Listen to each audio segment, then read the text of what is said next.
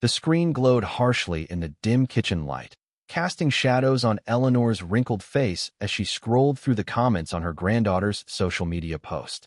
These cupcakes look like they were baked in the Stone Age, dry, ugly, and overpriced. Who would eat this grandma's garbage? Read the top review, piercing her heart like a knife from a stranger's hand. At 92, Eleanor had poured her soul into every swirl of frosting. But now, tears blurred her vision as the cruelty of the online world crashed into her quiet life, threatening to crumble the legacy she had built one batch at a time. Eleanor Wilkins had always found solace in flour and sugar. Born in the dusty plains of Kansas during the Great Depression, she learned early that baking wasn't just about food, it was about survival, about turning scarcity into sweetness. Her mother, a weary farm wife, taught her to knead dough with calloused hands, whispering that every loaf carried a piece of the baker's spirit. Eleanor carried that lesson through wars, losses, and joys. The death of her husband in Vietnam, the birth of her children, the quiet retirement in a small town called Willow Creek. Now, in her twilight years, her tiny bakery, Eleanor's Delights, was more than a show pit, was her heartbeat, pulsing with the aroma of vanilla and cinnamon that drew locals in like old friends. But the world had changed. Her granddaughter, Lily, a vibrant 25-year-old with dreams of going viral, had insisted on posting photos of Eleanor's cupcakes online. "Gran, this could make you famous," Lily had said, her eyes sparkling with the optimism of youth. Eleanor had chuckled, her arthritic fingers trembling as she frosted a batch of red velvet delights. She didn't understand the internet's vast, invisible web, but she trusted Lily. The post went up, a carousel of images showing Eleanor's cupcakes in all their homemade, glorium-perfect edges, generous sprinkles, flavors born from decades of trial and error. Likes trickled in at first, warm comments from neighbors. "Best in town. Reminds me of my childhood." Then came the storm. It started with one troll, a username like Food Critic King, whose words spread like wildfire. More piled on. "This old lady should retire. Her stuff is trash. Who lets a dinosaur bake? LOL." Eleanor's chest tightened as Lily read them aloud, her voice faltering. The bakery, usually filled with the chatter of customers, felt eerily silent that morning. Eleanor wiped her eyes with the hem of her apron, the fabric worn thin from years of use. "It's just words, dear," she murmured, but inside, doubt festered. Had she outlived her usefulness? Was her baking, once a source of joy for so many, now a relic in a world of glossy, Instagram-perfect treats? As the day wore on, Eleanor busied herself in the kitchen, her movements slower than usual. She measured flour with precision, cracked eggs with a gentle tap, each action a ritual to steady her shaking hands. Memories flooded back, baking wedding cakes for her daughters, birthday treats for grandchildren, even free loaves for families hit hard by the recession. Baking had healed her wounds, connected her to people. Now, this digital assault felt like a betrayal of that bond. By afternoon, Lily burst in, phone in hand. "Gran, look, people are fighting back." Comments defending Eleanor began to appear. "How dare you insult a legend? Her cupcakes are pure love, try them before you trash them." Word spread through Willow Creek like the scent of fresh bread. Neighbors who had seen the post started showing up, not just to buy, but to share stories. Mr. Thompson, the retired teacher, bought a dozen vanilla cupcakes and recounted how Eleanor's pies had comforted him after his wife's passing. "You're a treasure, Eleanor," he said, his voice thick with emotion. Young mothers with strollers in tow purchased chocolate delights, telling their kids about the magic baker who made everything taste like home. The bell above the door jingled incessantly, a symphony that drowned out the online noise. Yet, Eleanor couldn't shake the hurt. That evening, as she closed up shop, she sat at her worn wooden table, staring at a half-eaten cupcake. The frosting, swirled with care, now seemed mocking. "Why does it matter so much?" she whispered to the empty room. Lily hugged her tightly. "Because you're amazing, Gran, and the world needs to see that." But deep down, Eleanor wondered if she had the strength to face more cruelty. Little did she know, the insult was just the spark that would ignite a fire of support she never imagined. The next morning dawned with a surprise. Eleanor arrived at the bakery to find a line snaking down the block, people she recognized and strangers alike. clutching phones and chatting excitedly. "We're here because of the post," a young woman said, her eyes bright. "That troll doesn't know what he's missing." Cupcakes flew off the shelves. Lemon zest, blueberry burst, classic strawberry. By noon, half the stock was gone. Eleanor's hands ached from boxing orders, but her heart swelled with each thank you, each smile. Amid the rush, a twist emerged in the form of an unexpected visitor. As Eleanor handed a tray to a customer, the door opened to reveal a man in his 50s, salt and pepper hair, looking sheepish. "Mrs. Wilkins? I'm food critic king. My real name's Harold." The room hushed. Harold shifted uncomfortably. "I was having a bad day, lost my job, fighting with my wife. I lashed out online without thinking. But then I saw the backlash, how people rallied for you. I drove 3 hours to apologize and try your cupcakes." Eleanor's eyes widened, a mix of shock and compassion washing over her. She could see the regret in his eyes, the weight of his own struggles. "Come in, Harold," she said softly, offering him a seat and a fresh cupcake. As he bit into it, tears streamed down his face. This is incredible. Like my mom's baking." In that moment, the insult transformed into a bridge, connecting two hurting souls. Harold's story humanized the faceless troll, reminding Eleanor that pain often hid behind cruelty. The day blurred into a whirlwind. Social media exploded with hashtags, "Support Eleanor, Cupcakes with Heart." Influencers shared videos of their visits, praising the authenticity that mass-produced treats lacked. Eleanor's story touched hearts far beyond Willow Creek veterans who saw her resilience mirroring their own, elders feeling seen in a youth-obsessed world. By evening, the shelves were bare, sold out in hours. Eleanor collapsed into a chair, exhausted but alive with purpose. Lily documented it all, her posts now flooded with positivity. "Gran taught me that kindness wins." She captioned one photo of Eleanor beaming amid empty trays. As night fell, Eleanor reflected on the day's miracle. What began as a wound had become a testament to human connection. But the journey was far from over. More challenges and joys awaited. Eleanor awoke the following day to the buzz of her phone notifications pouring in like rain on a tin roof. The story had gone viral overnight, picked up by local news outlets, and even a national blog on senior entrepreneurs. 92-year-old baker turns online hate into sweet success, the headline screamed. She stared at the screen, her gnarled fingers tracing the words, a surge of disbelief mixing with quiet pride. Willow Creek's sleepy streets were alive with energy. Cars from neighboring towns parked haphazardly, drawn by the tale of defiance and deliciousness. The bakery opened to chaos, joyful chaos. Volunteers from the community center arrived unannounced, offering to help with packaging and registers. "We're in this together, Mrs. Wilkins," said Sarah, a high school teacher who had canceled her classes to lend a hand. Eleanor nodded gratefully, her voice catching. Baking had always been solitary for her, a meditation in the quiet hours before dawn. Now, it was a communal dance, hands young and old working in harmony to meet the demand. As batches emerged from the oven, peanut butter swirls, caramel drizzless stories shared deepened the emotional tapestry. A young couple, struggling with infertility, confided how Eleanor's cupcakes had been their comfort during dark days. "Your baking feels like a hug," the wife said, tears glistening. Eleanor listened, her own eyes misting, realizing her treats carried invisible threads of healing. Each sale wasn't just commerce. It was an exchange of humanity, a reminder that small acts rippled outward.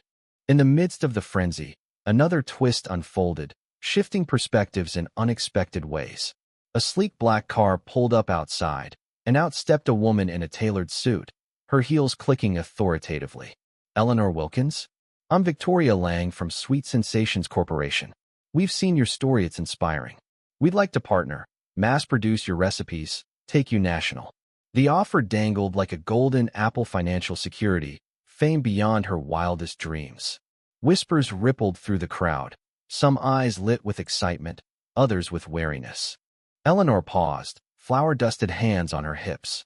At 92, she had seen enough to know that bigger wasn't always better. "Thank you, Ms. Lang, but my cupcakes are made with love, not machines. They're for Willow Creek, for the people who need a taste of home." Victoria's polished facade cracked, revealing a flicker of genuine admiration. I understand. My grandmother baked like you, simple, heartfelt. That's what the world misses. The executive left with a box of cupcakes and a newfound respect, her visit a subtle twist that highlighted Eleanor's unwavering values amid temptation. The rejection only fueled the local fervor. Orders poured in online now, with Lily setting up a simple website. Cupcakes sold out again by mid-afternoon, but Eleanor insisted on baking extras for the homeless shelter down the street. Success means sharing, she told a reporter who had shown up with a camera crew. The interview aired that evening, Eleanor's soft voice narrating her life's hardships and triumphs. Her message clear: age was no barrier to impact, and kindness could turn poison into nectar. As the sun set, Eleanor sat with Harold, the reformed critic, who had stayed to help clean up. You changed my life, he admitted, wiping counters. I was bitter, lost. Seeing your grace, it made me want to be better. Their conversation delved deep: his job loss, her widowhood forging an unlikely friendship. Eleanor felt a warmth spread through her, the insults sting now a distant memory, replaced by bonds that transcended screens. Yet, challenges loomed. The viral fame brought not just supporters, but copycats and more critics, testing Eleanor's resolve. She wondered if her fragile body could keep up with the pace. Lily, ever the optimist, planned expansions, baking classes for kids, a book of recipes. This is just the beginning, Gran. Eleanor smiled, her heart full, knowing that whatever came next, she had rediscovered her worth in the eyes of many and her own. The third day brought a whirlwind of emotions, as if the universe conspired to test Eleanor's newfound strength. Media vans lined the street, reporters clamoring for interviews, turning her humble bakery into a makeshift stage. How does it feel to be an overnight sensation? One asked, microphone thrust forward. Eleanor, apron tied neatly, replied with quiet dignity. It's not about sensation, it's about the people who've lifted me up. Her words, simple yet profound, resonated, painting her as a beacon of humility in a fame-hungry world. Inside, the kitchen hummed with activity. Volunteers had multiplied. Teens from the local high school, eager to learn her secrets, seniors from the retirement home, sharing laughs over dough.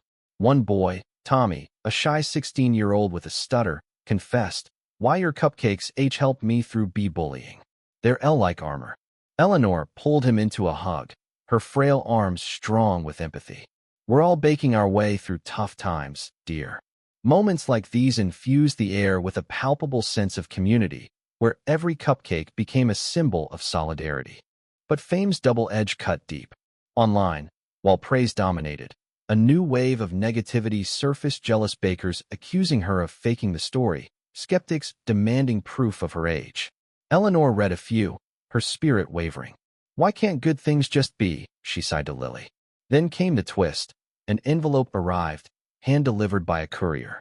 Inside, a letter from a long-lost relative, Eleanor's great-niece, Amelia, whom she hadn't seen in decades. "And Ellie, I saw your story on the news. I'm a journalist in New York. Let me help amplify your voice the right way." Amelia's arrival that afternoon was like a breath of fresh air. Tall, confident, with Eleanor's same sparkling eyes, she brought not just professional savvy but family history. "Grandma always talked about your baking saving the family during hard times," Amelia shared over tea. Her presence shifted the narrative, adding layers of generational depth. Together, they crafted a heartfelt article, not for sensationalism, but to highlight the human element, how one woman's perseverance inspired resilience in others. Amelia's twister-connecting family through adversity emphasized that insults could unearth hidden treasures, like buried roots nourishing a tree. With Amelia's guidance, Eleanor navigated the media storm. Cupcakes continued to sell out, now shipping to fans across states via careful packaging. Each order included a handwritten note from Eleanor. "Baked with love, for your heart." Stories flooded back, a cancer survivor crediting her treats for moments of joy, a deployed soldier requesting shipments for his unit. The bakery's walls, once bare, now bore printed emails and photos, a gallery of gratitude. Emotional peaks came in waves. During a quiet lull, Eleanor confided in Amelia about her fears of fading away, of being forgotten in old age. At 92, every day feels borrowed. Amelia squeezed her hand. You're not fiduciary, illuminating paths for us all. That night, a community potluck was held in the town square, honoring Eleanor. Locals shared dishes inspired by her recipes, toasts raised to her spirit. Harold spoke up. I came to apologize, but stayed for the lesson in forgiveness. Tears flowed freely, binding the crowd in shared vulnerability. As sales soared, Eleanor donated proceeds to senior centers and youth programs, embodying the value that true wealth lay in giving. Yet, exhaustion crept in. Her joints protested the long hours, her eyes strained from the lights. Lily and Amelia urged rest, but Eleanor persisted, driven by the fire ignited by that initial insult. This is my encore, she declared, frosting another batch under the watchful eyes of her newfound family. The day's end brought reflection. Sitting amid empty shelves, Eleanor marveled at the transformation, from a wounded elder to a symbol of hope. The world, once cruel, now revealed its kinder face, proving that one voice of hate could be drowned by a chorus of love. Dawn of the fourth day found Eleanor in her kitchen earlier than usual, the familiar routine an anchor amid the chaos. The viral wave showed no signs of cresting. Orders now came from celebrities, with a famous actor tweeting, Eleanor's cupcakes, the real deal in a fake world. Yet, she focused on the basics: sifting flour, folding batter each step, a meditation on gratitude. Life's like a recipe, she mused aloud to no one. Sometimes bitter ingredients make the sweetest results. The bakery opened to a festival-like atmosphere. A local band played soft tunes outside, drawing even more crowds. Families posed for photos with Eleanor, children wide-eyed at the famous grandma. One little girl, clutching a pink cupcake, whispered, When I grow up, I want to bake like you. Eleanor's heart melted. In that innocence, she saw her legacy enduring beyond her years. Challenges persisted, adding kitsch tin to the triumph. Supply shortages hit, flour prices spiked due to demand, but the community rallied, neighbors donating ingredients. Then, a health scare. Midway through the rush, Eleanor felt a sharp pain in her chest, forcing her to sit. Panic rippled through the shop. Lily called paramedics, but it was just fatigue. I'm fine, Eleanor insisted, but the incident underscored her fragility, injecting a poignant reminder of mortality into the story. Amelia's journalistic twist evolved further. Her article went live on a major site, garnering millions of views. It delved into Eleanor's past, surviving the Dust Bowl, raising kids alone after her husband's death, using baking as therapy. Readers responded with donations to a fund for elderly artisans, turning personal victory into broader impact. Harold, now a regular, started a support group for online trolls seeking redemption, crediting Eleanor as his muse. As cupcakes sold out, yet again in record time, Eleanor addressed the crowd. This started with hurt, but ends with healing. Thank you for showing me that age doesn't dim our light, it polishes it. Applause thundered, emotions cresting in waves of hugs and shared tears. Lily announced plans for a foundation, Eleanor's legacy, teaching baking to underprivileged youth, ensuring her spirit lived on. In quieter moments, Eleanor reflected on the human values woven through it all. The insult had exposed vulnerabilities but revealed strength's, community's power to uplift, forgiveness's grace, resilience's quiet roar. She forgave the online world its harshness, understanding it as a mirror of unmet needs. With family reunited and friends multiplied, she felt whole. As the sun dipped low, Eleanor closed the shop, shelves bare but heart full. What began as a digital dagger had blossomed into a garden of connections, proving that even at 92, one could rewrite their story with sugar and soul. The journey, rich with twists and triumphs, affirmed life's sweetest truth: kindness always rises.